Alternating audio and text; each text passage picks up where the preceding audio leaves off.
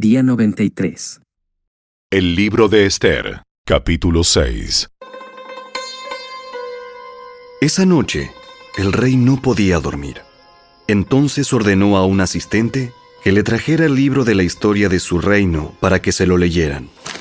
En los registros, descubrió el relato de cuando Mardoqueo informó del complot que Bigtana y Teres, dos de los eunucos que cuidaban la puerta de las habitaciones privadas del rey, habían tramado para asesinar al rey Jerjes. ¿Qué recompensa o reconocimiento le dimos a Mardoqueo por este acto? Sus asistentes contestaron: Nunca se ha hecho nada. ¿Quién está en el patio exterior?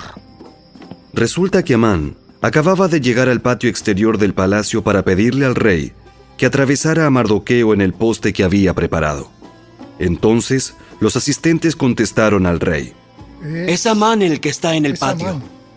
¡Háganlo pasar! Entonces, Amán entró y el rey dijo: ¿Qué debo hacer para honrar a un hombre que verdaderamente me agrada? Amán pensó para sí: ¿A quién querría honrar el rey más que a mí? Así que contestó: Si el rey desea honrar a alguien, debería sacar uno de los mantos reales que haya usado el rey y también un caballo que el propio rey haya montado. Uno que tenga un emblema real en la frente. Que el manto y el caballo sean entregados a uno de los funcionarios más nobles del rey y que esta persona se asegure de que vistan con el manto real al hombre a quien el rey quiere honrar y lo paseen por la plaza de la ciudad en el caballo del rey. Durante el paseo, que el funcionario anuncie a viva voz: esto es lo que el rey hace a quien él quiere honrar. ¡Perfecto! ¡Rápido! Lleva mi manto y mi caballo y haz todo lo que has dicho con Mardoqueo, el judío que se sienta a la puerta del palacio. No pierdas ni un detalle de lo que has sugerido.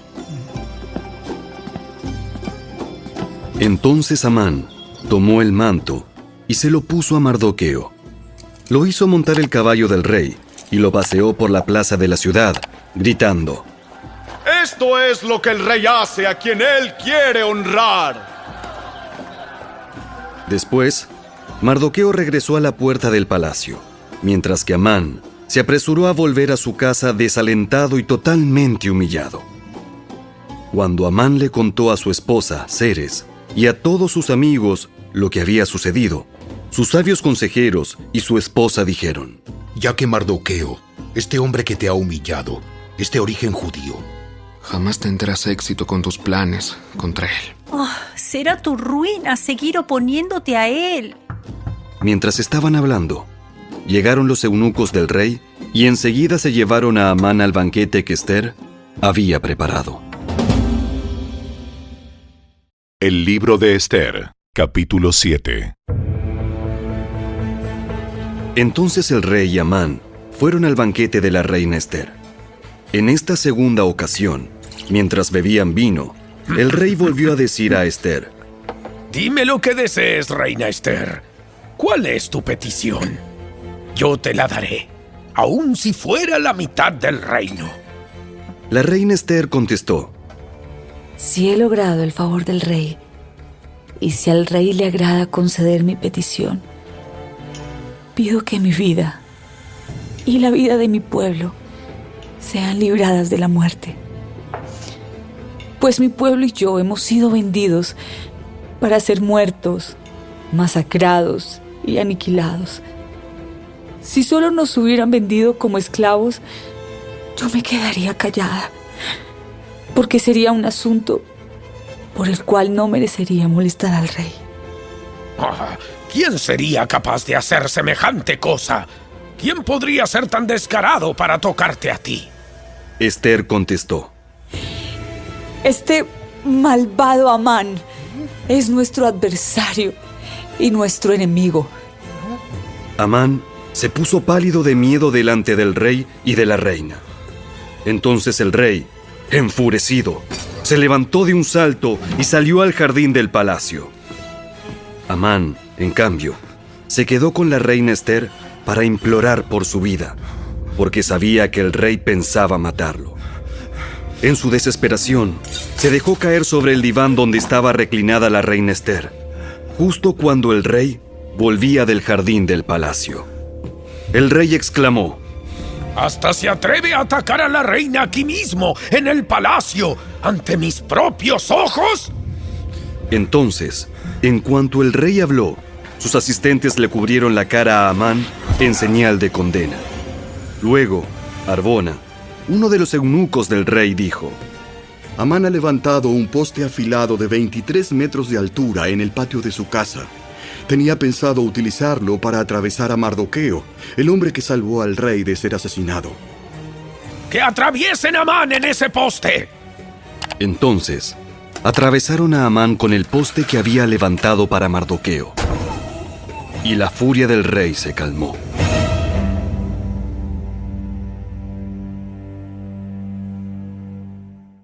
El libro de Esther, capítulo 8.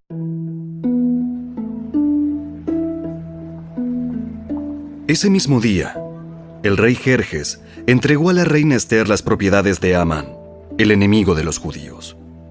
Luego, llevaron a Mardoqueo ante el rey, porque Esther le había contado al rey el parentesco que había entre ellos. El rey se quitó el anillo con su sello oficial, el cual había recuperado de Amán, y se lo dio a Mardoqueo. Y Esther nombró a Mardoqueo como encargado de las propiedades de Amán. Luego Esther volvió a presentarse ante el rey, cayó a sus pies y le suplicó con lágrimas que detuviera el plan siniestro que Amán, el agageo, había conspirado contra los judíos. Nuevamente el rey extendió su cetro de oro hacia Esther, de modo que ella se levantó y permaneció de pie delante de él. Esther dijo: Si al rey le place y yo he logrado su favor, y si al rey le parece correcto y yo le resulto agradable, que se emita un decreto que anule las órdenes de Amán, hijo de Amedata, el agageo, quien ordenó la destrucción de los judíos en todas las provincias del rey. Pues, ¿cómo podría soportar ver a mi pueblo y a mi familia ser masacrados y destruidos? Entonces el rey Jerjes dijo a la reina Esther y a Mardoqueo, el judío: Le he dado a Esther las propiedades de Amán, a quien atravesaron en un poste porque trató de destruir a los judíos. Ahora envíen un mensaje a los judíos en nombre del rey, que exprese lo que ustedes quieran, y séllenlo con el anillo del rey. Sin embargo, recuerden que todo lo que ya se ha escrito en nombre del rey, y lo que se ha sellado con su anillo, jamás puede ser revocado. Así que, el 25 de junio, reunieron a los secretarios del rey, y se escribió un decreto tal como Mardoqueo lo dictó. Lo enviaron a los judíos y a los funcionarios de más alta posición, a los gobernadores y a los nobles de las 127 provincias, que se extendían desde la India hasta Etiopía. Este decreto se escribió en los propios sistemas de escritura y en los propios idiomas de cada pueblo del imperio, incluido el de los judíos. El decreto se redactó en nombre del rey Jerjes y fue sellado con el anillo del rey. Mardoqueo envió los comunicados por medio de los mensajeros veloces, quienes montaban caballos rápidos, criados especialmente para el servicio del rey. El decreto del rey les daba autoridad a los judíos de todas las ciudades para unirse y defender su vida. Se les permitía matar, masacrar y aniquilar a cualquiera, de cualquier nacionalidad o provincia, que los atacara a ellos o a sus esposas e hijos. También podían apoderarse de los bienes de sus enemigos. El día escogido para llevar a cabo esa acción en todas las provincias del rey Jerjes fue el 7 de marzo del año siguiente. En cada provincia debía emitirse una copia de ese decreto como ley y proclamarse a todos los pueblos, para que los judíos estuvieran preparados para vengarse de sus enemigos el día señalado. Así que, impulsados por el mandato del rey, los mensajeros salieron a toda prisa sobre caballos rápidos, criados para el servicio del rey. Este mismo decreto también se proclamó en la fortaleza de Susa. Luego, Mardoqueo salió de la presencia del rey vestido con el manto real azul y blanco. con una gran corona de oro y con una capa de púrpura y lino de la más alta calidad. La gente de Susa también celebró el nuevo decreto, y los judíos se llenaron de gozo y alegría y recibieron honra en todas partes. En cada provincia y ciudad, en cada lugar donde llegaba el decreto del rey, los judíos se alegraban mucho, festejaban a lo grande y declararon el día feriado y de celebración. También, muchas personas del territorio se hicieron judíos por temor a lo que pudieran hacerles los judíos.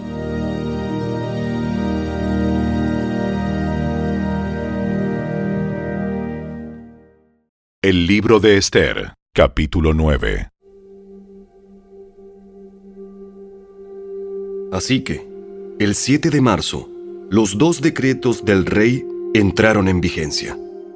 Ese día, los enemigos de los judíos tenían la esperanza de dominarlos, pero ocurrió todo lo contrario. Fueron los judíos quienes dominaron a sus enemigos. Los judíos se reunieron en sus ciudades, en todas las provincias del rey, para atacar a todo el que intentara hacerles daño. Pero nadie pudo hacerles frente porque todos les tenían miedo.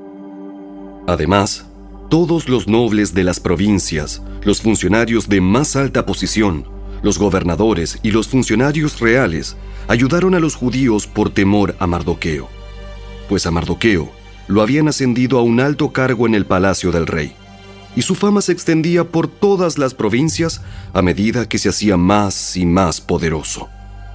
Así que, el día señalado, los judíos hirieron de muerte a sus enemigos a filo de espada.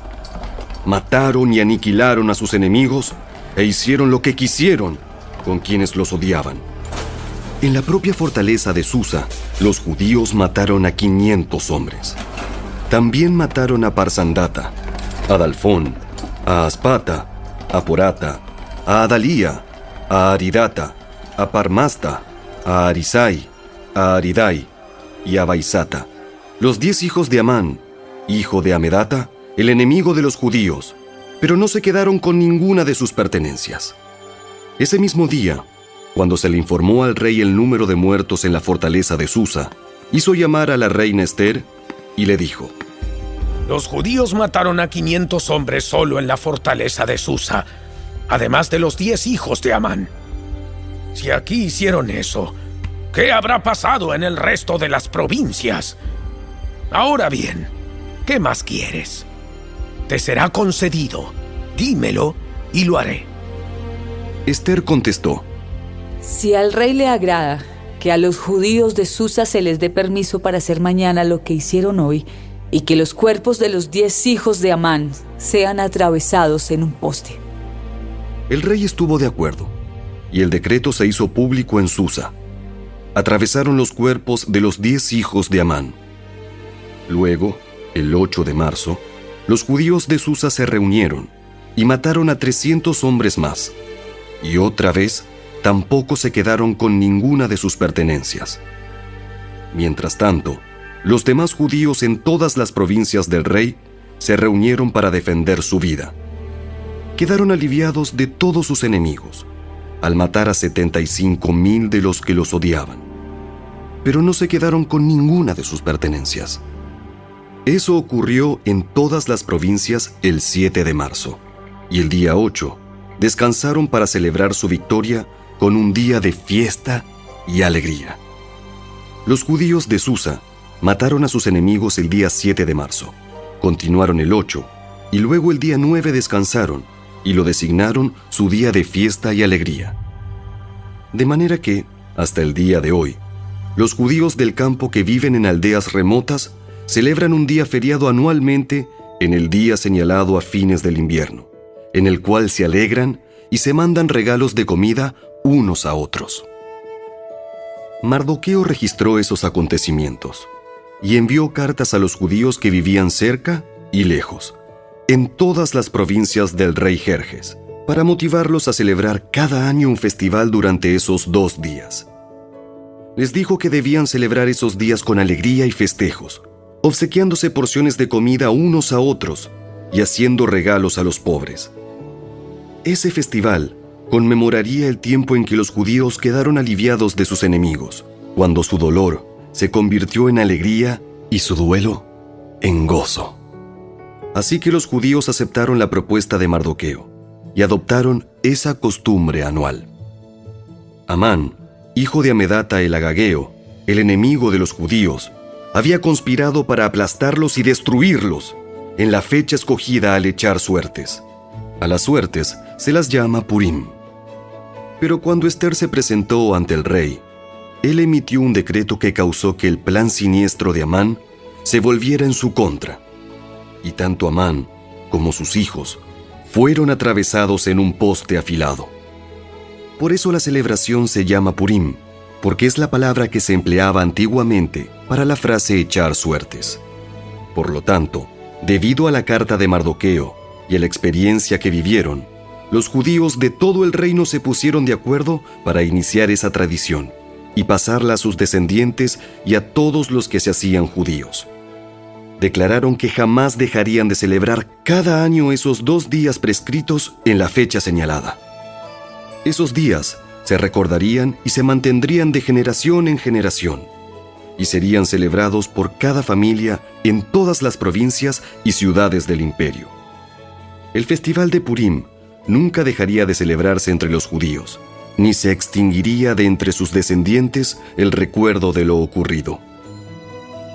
Luego, la reina Ester, hija de Abihail, junto con Mardoqueo, el judío, escribieron otra carta en la cual la plena autoridad de la reina respaldaba la carta de Mardoqueo para establecer el festival de Purim. Se enviaron cartas con deseos de paz y seguridad a los judíos de las 127 provincias del imperio de Jerjes. Esas cartas establecían la celebración anual del festival de Purim en las fechas señaladas, como lo habían decretado el judío Mardoqueo y la reina Ester. El pueblo decidió celebrar el festival, de la misma manera que había decidido establecer el tiempo de ayuno y luto para sí y sus descendientes. Así que el mandato de Ester confirmó la costumbre del Purim, y todo quedó escrito en los registros.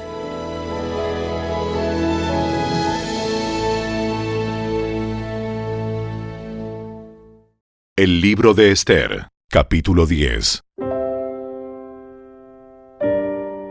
El rey Jerjes impuso un tributo en todo su imperio, incluso hasta las costas lejanas.